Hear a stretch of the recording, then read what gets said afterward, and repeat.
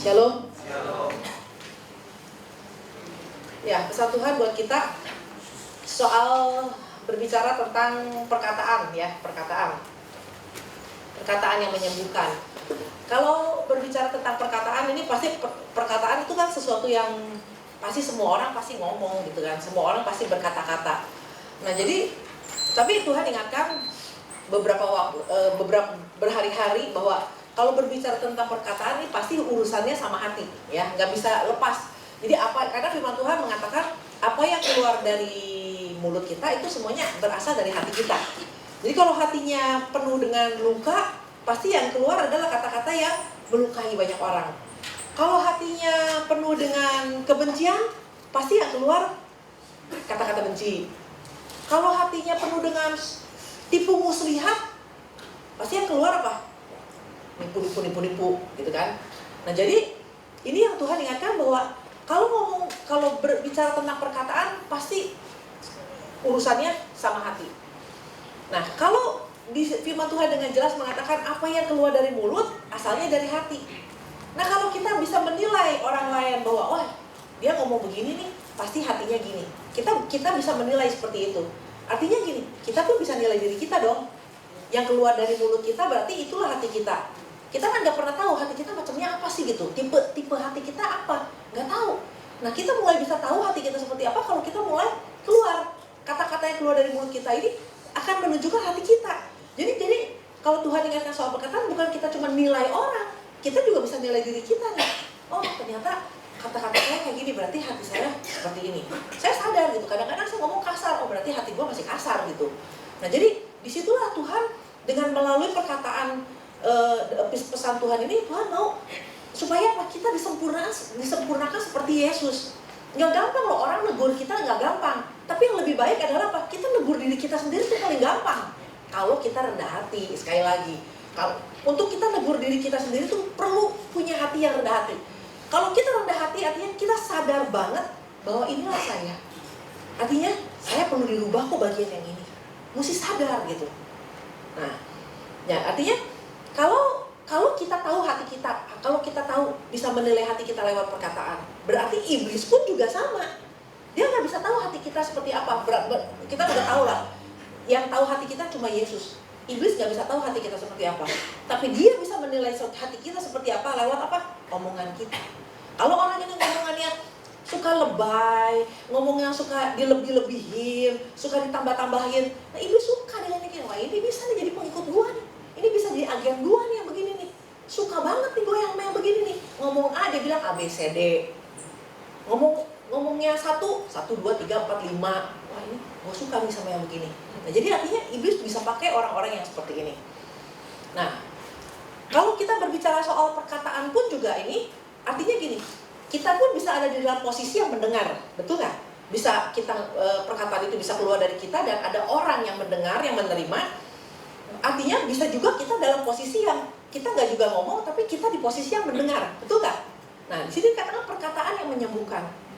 Nah apakah perkataan yang keluar dari mulut kita ini diterima sama orang itu dan orang itu menjadi sembuh? Atau apakah kita dengar perkataan firman Tuhan? Ya, kalau berkata soal perkataan yang menyembuhkan udah pasti mengandung kebenaran dong gitu ya. Karena yang hanya kebenaran yang bisa menyembuhkan. Nah kalau berbicara soal kalau kita dengar firman Tuhan yang bisa menyembuhkan kita, kok betul nggak kita bisa jadi sembuh? Betul nggak kita dengar firman Tuhan tiap hari merubah hidup kita? Nah kalau nggak berubah berarti apa? Nah berbicara tentang mendengar pun itu berurusan dengan hati. Jadi bukan cuma yang ngomong doang yang berurusan sama hati, ternyata mendengar pun juga itu urusannya sama hati. Karena firman Tuhan dengan jelas mengatakan di dalam perumpamaan penabur, di situ kan katakan ada 4 macam hati. Jadi ada yang dengar firman Tuhan jatuh ke tanah berbatu-batu di pinggir jalan yang semak duri dan di tanah yang baik. Nah jadi orang mendengar pun juga tergantung hatinya, betul nggak? Nah jadi walaupun setiap hari kita dengar kata-kata perkataan yang menyembuhkan, kok nggak sembuh-sembuh sih? Kok nggak berubah-berubah? Kok begitu-begitu aja hidupnya? Ya dipertanyakan hatinya seperti apa? Perkataan itu jatuhnya di mana? Nah beberapa waktu yang lalu pun juga saya sempat Saya juga kayaknya sempat saksikan gitu, ada orang yang datang rajin dengan firman Tuhan, tapi setiap kali dia dengar firman Tuhan, dia pasti ngadu sama saya. Pasti ibu yang ngomong, buktinya tuh firman Tuhan nyakitin saya, nyindirin saya terus. Saya bilang, saya nggak pernah pesan apa-apa. Ya tapi kenapa dia ngomongnya kayak gitu? Kayaknya dia tahu banget masalah saya. Ya nggak tahu seperti itu. Jadi setiap kali dengar firman Tuhan, dia yang dengar firman Tuhan, saya capek. Kenapa? Ngadu terus. Nanti dia telepon, nanti dia ngomong. Pokoknya yang dia ngadu ke saya tuh semua perasaan dia tuh setiap dengar firman, dia kesel. Makanya kan saya bilang, kayaknya kamu nggak cocok dari sini. Karena setiap firman Tuhan, gue rasanya sakit hati melulu. Nah kenapa? Hatinya yang nggak beres. Nah dari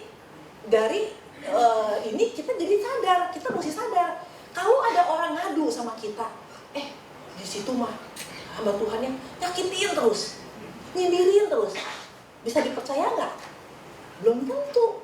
Bisa aja kata-katanya berkata-kata yang benar, firman Tuhannya benar, tapi yang nanggepinnya yang nggak benar. Nah jadi kalau ada orang yang ngadu, si itu mah gini dah orangnya, nanti dulu, bener nggak dia ngomong gitu? Jangan-jangan lu nanggepinnya yang salah. Nah jadi ini urusan ngomong sama mendengar itu urusan lumayan ribet juga. Nah tapi kita dari pesan Tuhan ini, kita mesti jadi orang yang cerdik, jadi orang yang punya hikmat. Jangan mudah seperti itu. Nah yang ketiga nih yang saya mau sampaikan, yang ketiga, kalau berbicara soal perkataan, ini berurusan dengan pesan Tuhan minggu lalu tentang roh dusta. Kenapa?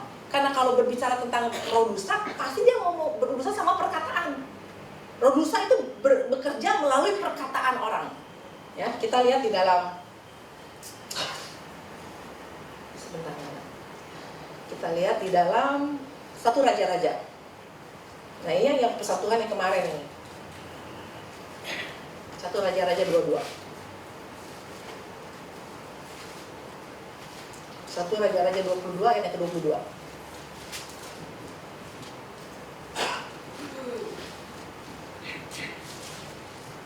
Jawabnya, aku akan keluar dan menjadi roh dusta dalam mulut semua nabinya.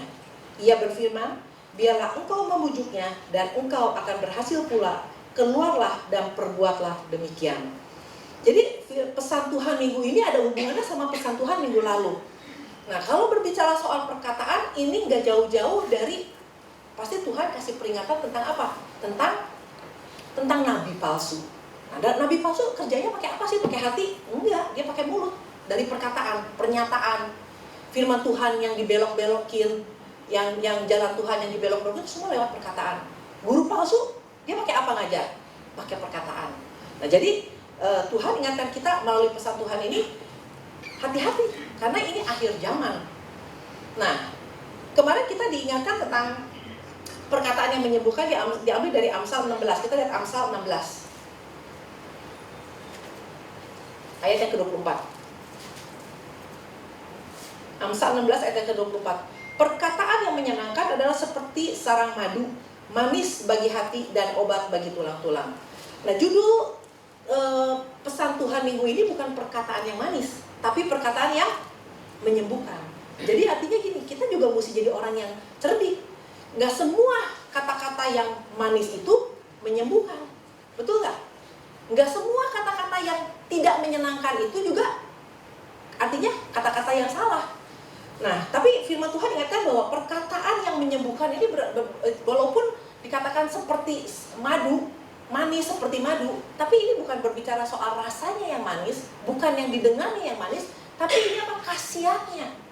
Jadi perkataan yang Tuhan ingatkan adalah perkataan yang khasiatnya bisa nyembuhin. Perkataan yang khasiatnya seperti sarang madu yang kemarin dibilangin bisa nyembuhin ini, bisa nyembuhin itu, bisa nyembuhin ini lagi berbicara ini.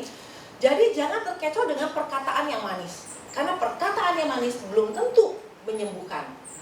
Ya, belum tentu kata-kata manis itu bisa nyembuhin kita. Nah, ini yang Tuhan ingatkan.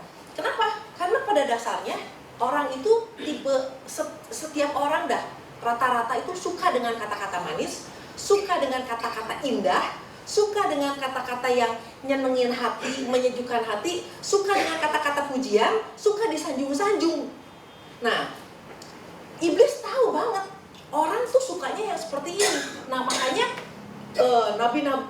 Tuhan, iblis bisa pakai nabi-nabi palsu untuk apa? Ngomong aja yang enak-enak. Supaya apa? Orang ini jadi pengikut, ngikut dia. Nah jadi kita mesti jadi orang yang waspada, yang ngerti banget melalui pesan Tuhan ini. Kita artinya begini, jangan akhirnya cuma dengar aja, ada perkataan manis, ada perkataan yang menyembuhkan. Tapi dari pesan ini kita mesti jadi, berarti mesti waspada. Kemarin kita diingatkan tentang roh dusta. Roh dusta itu pasti dia tahu kelemahan kita, kelemahan manusia seperti apa dia tahu.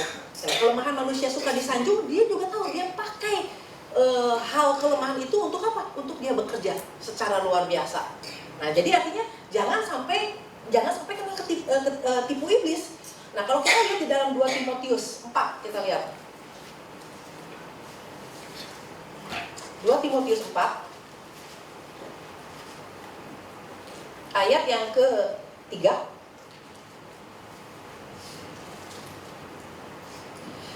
Nah, sini dikatakan, karena akan datang waktunya orang tidak dapat lagi menerima ajaran sehat, tetapi mereka akan mengumpulkan guru-guru menurut kehendaknya untuk memuaskan keinginan telinganya. Mereka akan memalingkan telinganya dari kebenaran dan membukanya bagi dongeng. Ini peringatan dari Tuhan. Jadi akan datang waktunya. Nggak tahu ini kan Alkitab ini 2000 tahun yang lalu. Akan datang waktunya, apakah sekarang sudah datang waktunya? Nah, pokoknya intinya Tuhan udah kasih tahu jauh-jauh hari bahwa akan datang waktunya orang tidak dapat lagi menerima ajaran sehat. Jadi apa? Orang lebih suka dengan ajaran yang menyejukkan, yang ngemplek-ngemplek, yang disanjung-sanjung, itu orang lebih suka. Nah, tapi Tuhan ingatkan, bukan perkataan manis, tapi perkataan itu menyembuhkan kita nggak? Membangun kita nggak? Membuat kita bertumbuh apa enggak? Atau cuma membuat kita terlena? Akhirnya ketika disuruh berjaga-jaga, kita lupa berjaga-jaga. Ketika Tuhan datang, kita udah nggak siap. Ini pesan Tuhan buat saya ini penting. Ini pesan Tuhan buat saya mengingatkan banget. Ini akhir zaman. Jadi kalau kita perhatikan pelayanan Tuhan Yesus Yesus kalau lagi ngomong firman, kalau Yesus lagi ngomong kebenaran, orang bisa tersinggung nggak? Bisa. Murid-muridnya banyak yang tersinggung ketika Yesus bilang, akulah roti hidup. Barang siapa makan dari dagingku dan minum dari darahku, dia akan menerima hidup kekal. Orang dengar itu tersinggung. Kita lihat di dalam Yohanes 6.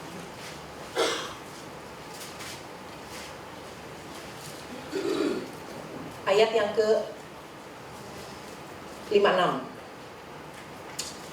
Yohanes 6 ayat yang ke-56. Ini Yesus ngomong seperti ini, padahal ini Yesus mau nyinggung perasaan orang nggak? Nggak ada satupun ya. Sebetulnya ngomongan ini perlu dibikin jadi tersinggung nggak? Nggak perlu, ini ngomong benar. Yesus lagi ngomong yang sebenarnya. Barang siapa makan dari dagingku dan minum darahku, ia tinggal di dalam aku dan aku di dalam dia. Sama seperti Bapa yang hidup mengutus aku dan aku hidup oleh Bapa, demikian juga barang siapa memakan aku akan hidup oleh aku. Inilah roti yang telah turun dari surga, bukan roti seperti yang dimakan nenek moyangmu dan mereka telah mati. Barang siapa makan roti ini, ia akan hidup selama-lamanya.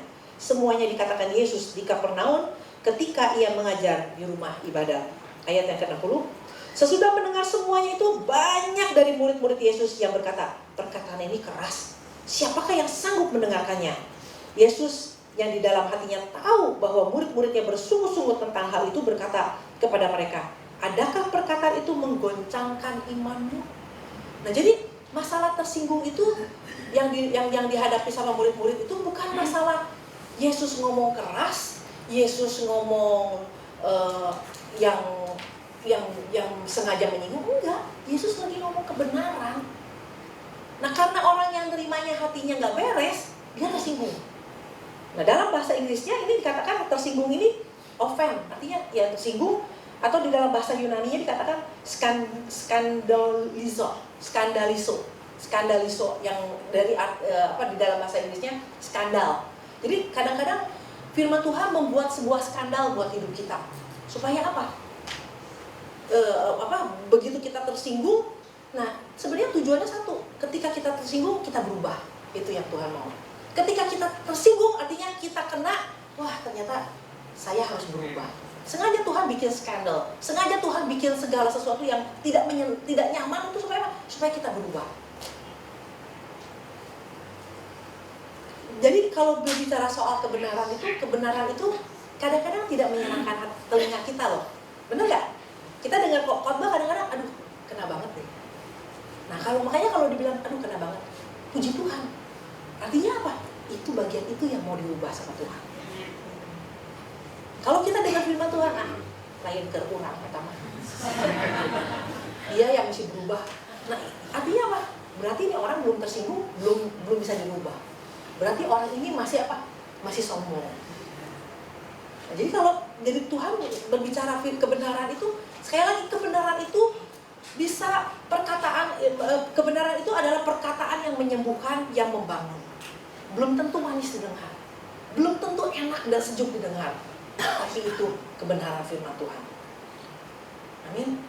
Nah, kita lihat juga Lukas 3. Di dalam Lukas 3 ayat yang ke-7. Ini Yohanes. Lalu ia berkata kepada orang banyak, ini Yohanes yang bilang, yang datang kepadanya untuk dibaptis, katanya, hai kamu keturunan apa? Ular Budak. Siapakah yang mengatakan kepada kamu supaya melarikan diri dari murka yang akan datang? Jadi hasilkanlah buah-buah yang sesuai dengan pertobatan. Dan janganlah berpikir dalam hatimu, Abraham adalah bapa kami, karena aku berkata kepadamu, Allah dapat menjadikan anak-anak bagi Abraham dari batu-batu ini.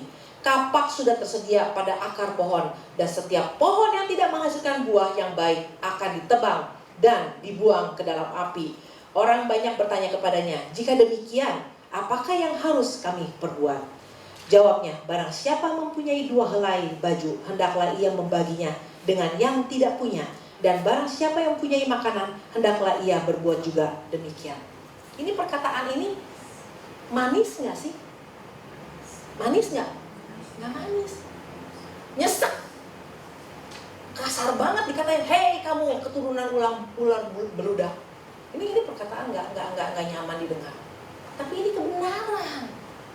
Tapi ini firman Tuhan. Di mana dikatakan bahwa setiap pohon yang tidak berbuah, jadi artinya apa? Yohanes lagi bilang, kalau kamu mau bertobat, hasilkan buah pertobatan itu. Walaupun kedengarannya tidak nyaman, tapi inilah kebenaran. Nah, tapi tergantung juga siapa yang dengar. Ternyata orang-orang yang dengar bukan tersinggung, nggak seperti murid-murid Yesus yang tadi kita baca. Ternyata dia bilang, kalau gitu, apakah yang harus aku perbuat? Nah, jadi masalah tersinggung dan sakit juga itu kadang-kadang tergantung dari yang kita yang dengar. Kalau kita mau berubah, dikasih kata-kata yang seperti ini, ya udah berarti gue memang ular beludak, memang gue mesti berubah, memang gue mesti menghasilkan buah yang sesuai dengan pertobatan. Tapi kalau orang yang memang hatinya nggak beres, enak aja gue dikatain orang ular beludak, dia yang buaya. Nah, misalkan gitu, saling hebat-hebat gitu. Nah, ini yang jadi artinya gini, ya udah kita kalau kita tahu kebenaran, ya tiap hari kita dengar kebenaran. Kalau sampai kita tersinggung, puji Tuhan. Artinya itulah yang Tuhan merubah dari kita. Naaman aja pernah tersinggung sama Elisa. Waktu dia datang ke Elisa, dia pikir, wah Elisa pasti datang nih, numpangin tangan lah, apa. Ternyata Naaman tersinggung sama Elisa. Elisa tuh bilang, kasih tahu sama orang itu, suruh ngerendam di situ, suruh begini. Gitu aja bisa tersinggung.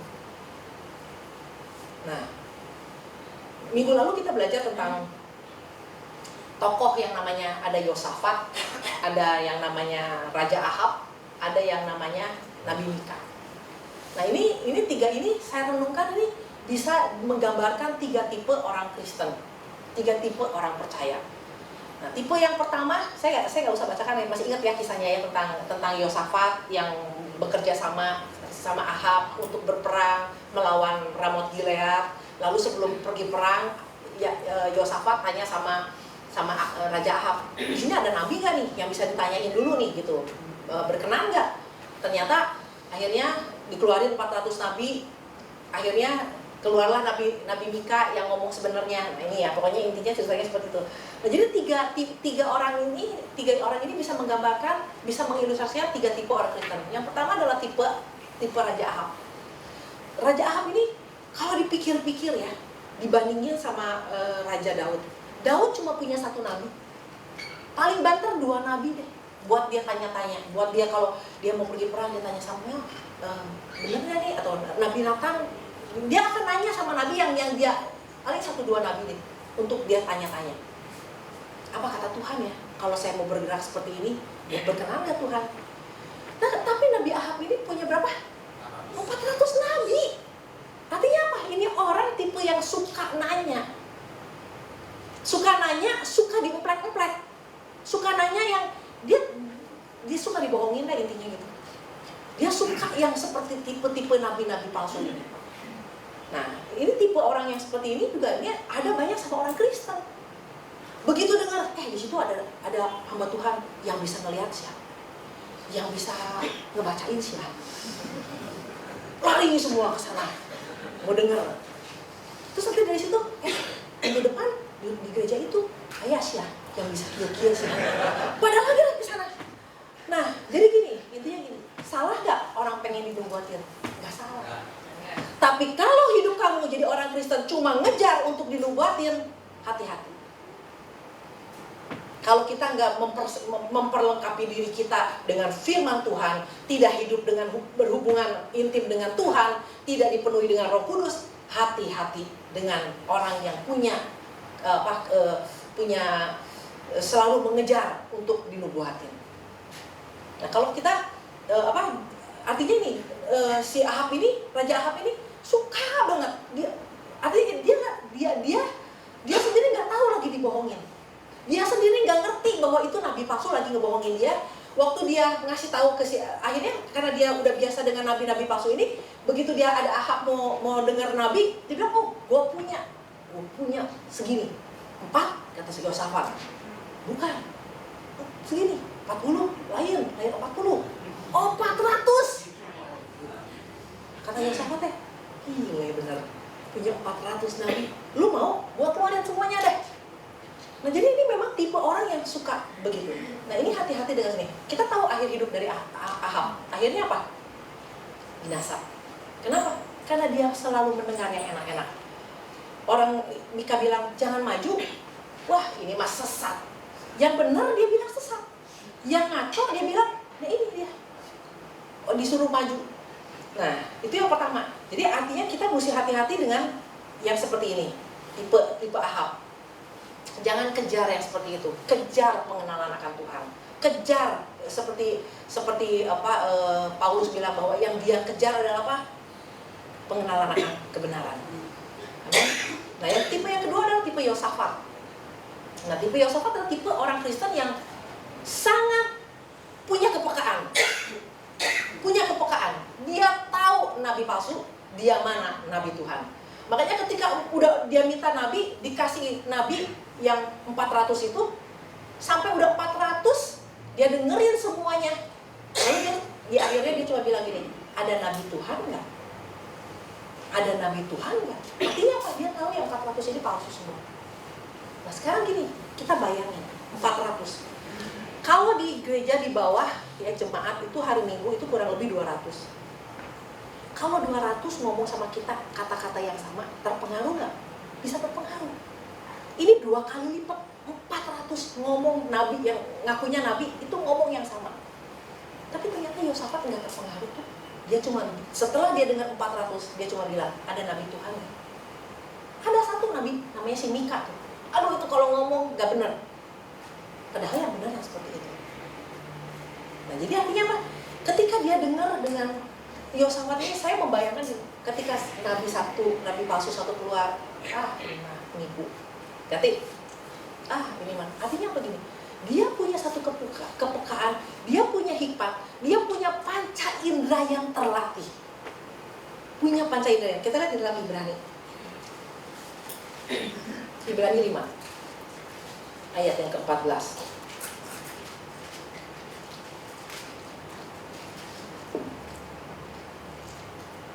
Tetapi makanan Dari yang ke-12 saja ya.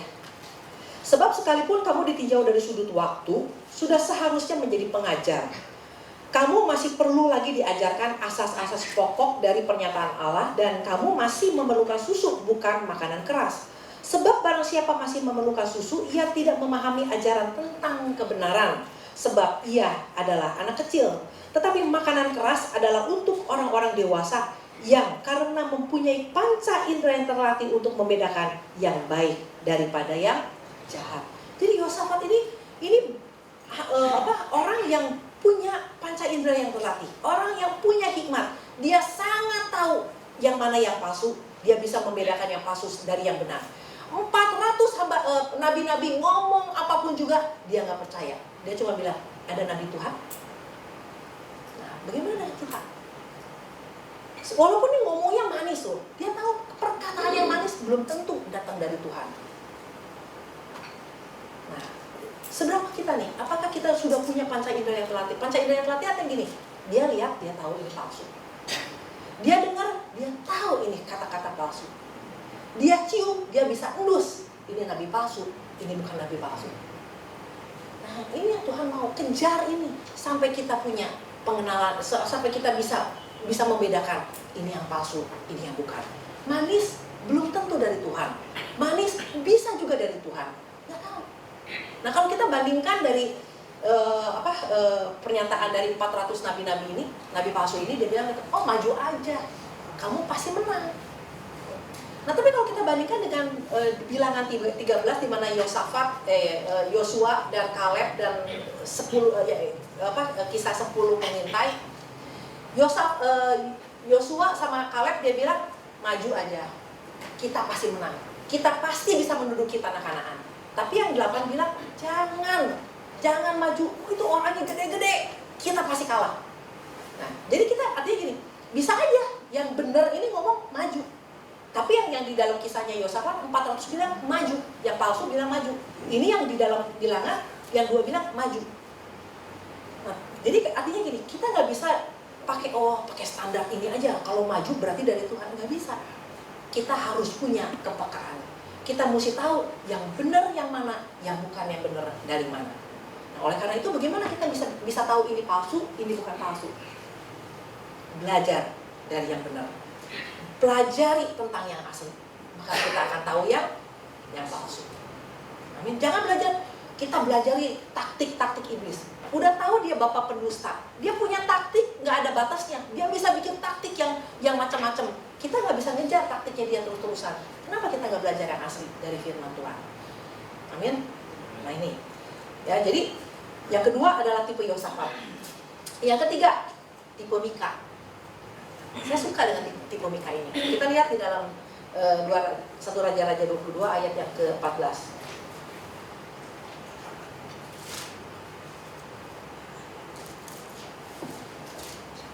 Tetapi Mika menjawab, demi Tuhan yang hidup, sesungguhnya apa yang difirmankan Tuhan kepadaku, itu yang akan kukatakan. Kita baca sama-sama. 1, 2, 3. Tetapi Mika menjawab, demi Tuhan yang hidup, sesungguhnya apa yang akan difirmankan Tuhan kepadaku, itulah yang akan kukatakan. Amin. Mestinya kita punya standar kayak gini. Apa yang Tuhan ngomong, itu yang akan kita katakan. Berapa banyak orang Kristen yang kita dengar sedikit-sedikit kata Tuhan, saya mesti pindah. Kemana? Ya belum tahu sih kemana. Kata Tuhan, saya mesti melayani. Betul kata Tuhan. Tapi firman Tuhan dari Mika ini kita belajar. Sesungguhnya apa yang difirmankan Tuhan kepadaku, itulah yang akan kukatakan. Jadi jangan mudah mengatakan kata Tuhan. Kalau betul Tuhan ngomong, benar, nggak apa-apa. Tapi kalau Tuhan nggak ngomong, cuma ditaruhkan kesannya Tuhan ngomong, kita mesti ngomong. Kayaknya saya menerima kesan dari Tuhan bahasa impresi. Rasanya Tuhan bicara, rasanya ini yang Tuhan mau, rasanya. Jadi mesti pakai itu kata-kata itu juga. Tuhan kasih impresi di dalam hati saya seperti itu. Jadi nggak selalu bilang kata Tuhan. Betul kata Tuhan. Bisa dipertanggungjawabkan, itu kata Tuhan. Tapi kalau dari Mika katakan bahwa apa apa yang Tuhan firmankan, itu yang akan diomongkan. Kenapa? Karena itulah hamba Tuhan yang sebetulnya. Kalau kita lihat di dalam Galatia 1.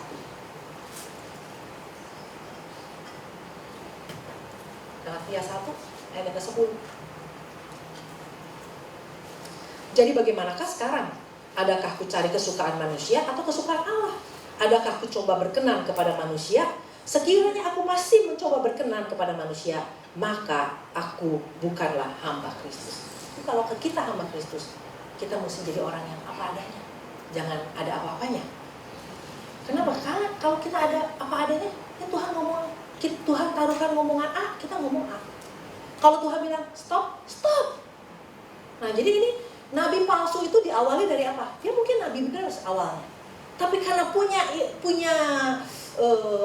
punya keinginan untuk jadi lebih, Tuhan bilang A, dia mulai ngomong A, B, C. Tuhan bilang 1, 2, dia ngomong 1, 2, 3, 4, 5, sampai 10. Jadi artinya kalau Tuhan bilang A, bilang A. Walaupun kesannya kok cuma gini ya, nanti apa kata dia, apa kata orang menilai gue kok cuma ngomong cuma segini. Tapi kalau Tuhan bilang cuma segitu, ya ngomongin aja segitu, nggak usah dipanjang-panjangin. Karena yang lebih, makanya kemarin dikatakan kalau iya katakan ya, kalau tidak katakan tidak. Yang lebih dari itu semua berasal dari pendusta. Nah, kita mau belajar. Kenapa Tuhan ingatkan, terutama saya untuk pesan Tuhan minggu ini buat kita, buat saya juga. Kenapa? Ini kita berurusan dengan roh dusta. Jadi belajar untuk ngomong apa adanya deh. Jangan ditambah-tambahin. Demikian juga dengan bahasa roh ya. Jadi jangan ember gitu dengan bahasa roh. Kalau memang kita enggak, jadi gini, kadang-kadang kita ngomong tengah caprak gitu ya, keluar gitu bahasa syahana. Cuman dibatas di sini doang nih, di sini doang. Enggak dari hati. Buat apa? Cuman kelihatannya supaya ini orang hebat bahasa roh. Buat apa kalau cuma sampai di sini doang? Bahasa roh itu harus dari hati. Betul nggak ini roh kita yang berbahasa roh? Atau cuman di bibir doang? Cuma supaya kelihatannya wah rohani nih. Jadi dari sekarang kita udah mulai bisa membiasakan diri untuk apa adanya deh. Mau dinilai jelek, nggak apa-apa dinilai jelek. Mau dinilai orang ini nggak benar, nggak jadi masalah. Yang penting Tuhan nilai apa, betul nggak? Tapi kalau kita selalu berpikiran bahwa nanti orang nilai gua apa, nanti orang ngomong gua apa, kalau selalu berpikir seperti itu, nanti kita akan kejebak sendiri. Makanya sulit untuk kita menjadi orang yang punya utang budi sama orang. Nggak gampang loh. Kita utang budi sama orang. Masih bisa murnikah kita dengan orang ini? Kita banyak ditolong sama orang ini. Masih murnikah kita dengan orang ini? Kalau kita dipakai Tuhan untuk menyatakan sesuatu sama orang ini, bisakah kita ngomong apa adanya? Nah ini jadi pertanyaan. Tapi kalau kita udah terbiasa dengan kemurnian, rasanya kita mau ngomong kata Tuhan, rasanya ini gepek gitu loh. Kayaknya nggak bisa gitu. Kenapa? Kita udah biasa murni. Kalau bukan dari Tuhan, rasanya gatal, gue nggak bisa ngomong seperti itu. Tapi kita belajar dari seorang Nabi Mika. Nah ini yang Tuhan mau cari hari-hari ini. Kalau kita bisa punya sikap yang seperti Nabi Mika, iblis nggak punya tempat sama kita. Mau pakai apa dia? Ini orang terlalu murni untuk dipakai sama iblis, untuk didompleng iblis, rasanya sulit. Nah, ini yang kita pagi hari ini kita belajar. Jadi kita belajar untuk jadi orang yang murni, jadi orang yang apa adanya, mulai periksa hati kita melalui setiap perkataan kita, mulai sikap hati kita harus betul-betul berubah, ya. Tersinggung gak jadi masalah, tapi kita mau berubah. Jadi kalau tersinggung dari firman Tuhan itu kita berubah. Tapi kalau tersinggung dari kata-kata yang salah diucapkan sama orang, kita jadi sakit hati. Itu bedanya. Amin. Kemarin kita dengar dari Ibu Marga, cara orang menyampaikan ada caranya deh masing-masing. Enggak tipe yang menggurui, enggak tipe yang ngebos, yang memerintah. Kadang-kadang itu yang menyakitkan. Tapi sikap kita ngomong sama orang pun juga ada sikapnya, ada caranya. Saya pernah ngobrol sama Pastor Cia. Dia kan dipakai Tuhan untuk menyampaikan firman. Nah saya pernah pasal ini juga sama dia. Gimana kalau Tuhan taruhkan itu perkataan firman Tuhan, apakah langsung disampaikan? Ya kalau dia bilang gini, ada yang memang ditaruhkan dan harus disampaikan, ada yang memang kita ditaruh di hati, artinya sebelum kita sampaikan kita bisa kata-katanya jadi gini. Ini misalnya gini, dia melihat nih orang, wah ini orang suka berzina. Dia nggak akan ngomong kamu berzina, dia nggak akan ngomong gitu kan. Dia akan ngomongnya dengan cara yang, tapi artinya tidak merubah artinya. Hati-hati, jangan jagalah kekudusan, ngerti nggak? Tapi intinya ke situ. Nah jadi cara menyampaikan juga ada caranya.